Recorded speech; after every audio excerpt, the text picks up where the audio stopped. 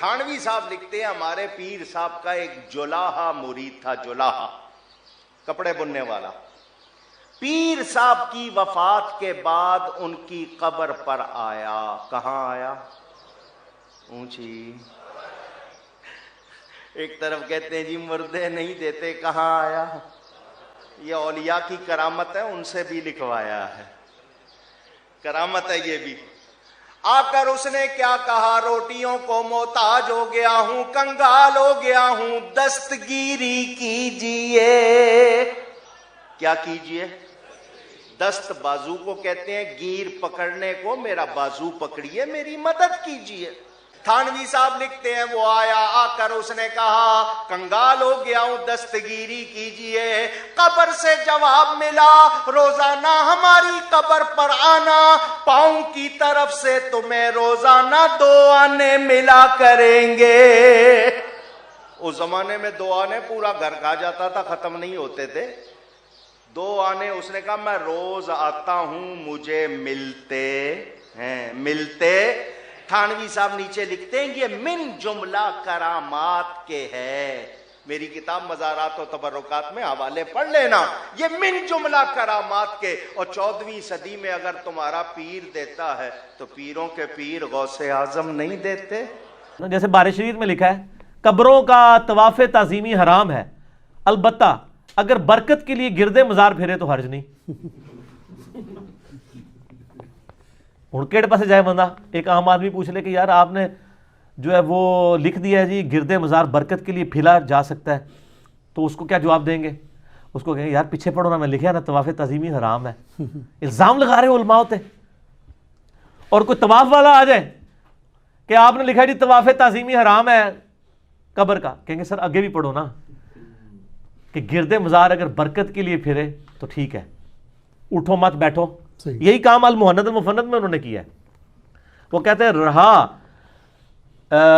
بزرگان دین کی قبروں اور سینوں سے فیض حاصل کرنا. اب سینے سے پتہ نہیں ٹیکا لگا کے فیض نکالتے ہیں، ٹھیک ہے، کیونکہ اگر ان کی تعلیمات سے حاصل کرنا ہے وہ تو زبان سے بولیں گے تو حاصل ہوگا نا. سینے سے کیسے کوئی چیز نکالی جاتی ہے؟ سینے سے مراد یہ ہے کہ وہ جب جفی ڈالیں گے اور سارا علم ٹرانسفر کر دیں گے، وہ یہ کہنا چاہ رہے ہوتے ہیں. تو لکھا ہے کہ رہا قبروں اور سینوں سے فیض، تو ہم اس کو جائز سمجھتے ہیں مگر خواص کے طریقے سے، اس طریقے سے نہیں جس طرح عام بندے کرتے ہیں. کتنی بڑی انجینئرنگ کرنے کی کوشش کی ہے، لیکن سر تسی انجینئر تے آئے نہیں ہو، تسی انجینئرنگ کر ہی نہیں سکتے. تو نال انجینئرنگ ہوئے گی انشاءاللہ تعالی. اچھا تو یہ کس طرح کہ جب کوئی شخص جائے گا اور کہے گا جی آپ نے کیا لکھ دیا قبروں سے فیض، یہ تو بریلویوں والا کام ہے، وہ کہیں گے سر آپ دیکھیں ہم نے لکھا ہے کہ عام طریقے سے جو ہو رہا ہے نا وہ غلط، ہم بھی اس کو کہتے ہیں. یہ خاص طریقے سے. خاص طریقہ کیڑا ہے وہ میں پھر دسیا ہے. میں نے ریسرچ پیپر نمبر 6 لکھا ہے کہ اشرف تھانوی صاحب کے ایک پیر بھائی تھے، وہ ان کی قبر کے اوپر اشرف تھانوی صاحب کہتے ہیں جا کے کہتے تھے اور قبر سے ان کو روزانہ ایک روٹی مل جایا کرتی تھی. میں نے سارے واقعات پھر لکھے ہیں. یہ نہیں بتاتے تھے، ہم نے کہا آپ کے خواص کے طریقے کے آپ کو خواص بتا دیتے ہیں. ریسرچ پیپر نمبر 6 پڑھ لیں کہ آپ کے بزرگ بھی اسی طریقے سے فیض حاصل کرتے تھے جس طرح عوام کرتی ہے. اچھا تو اس میں وہ ایک یہ بھی لکھا ہے کہ قاسم نوتوی صاحب جب کسی قبر پہ جاتے اور کوئی نہ دیکھ رہا تھا تو کہتے ہیں کہ اس بزرگوں کو قبر والے کو مخاطب کر کہتے ہیں حضور ہمارے لیے دعا کریں. سر یہ جو آپ کہہ رہے تھے نا اس وقت ایک بندے نے دیکھ لیا تھا، اس نے کتاب میں بھی لکھ دیا ہے. آپ کی ایک اس نے خفیہ ویڈیو بنا لی تھی. یہ پھر اس نے ہی لکھا ہے نا جس نے دیکھا ہے کہ جب کوئی نہ دیکھ رہا ہوتا انہیں کہا میرا بندہ دیکھ رہا ہے اور ان کو پتا نہیں لکھ دینا ہے بھائی ساڑھے گاٹے فٹ ہو جانا ہے، انجینئرنگ ہو جانی ہے. سر یہ ریسرچ پیپر نمبر 6 ہے، قبروں سے فیض کے عقیدے کا تحقیقی جائزہ، ahlsunnatpak.com سے ڈاؤن لوڈ کر کے پڑھیں. تو جب کوئی کہہ دے کہ جناب یہ آپ نے کیا لکھ دیا، وہ کہیں گے جی ہم نے تو لکھا نا خواص کے طریقے سے، یہ تو بریلوی تو مشرک ہیں، یہ جو کرتے ہیں غلط ہے، ہم نہیں اس کو مانتے.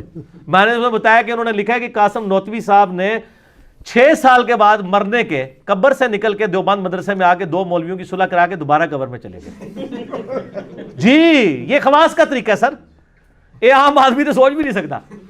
یہ خواص کا طریقہ بھی انہوں نے لکھا ہے. عام او خواص کا طریقہ عوام سے بھی زیادہ بدتر ہے. ٹھیک ہو گیا؟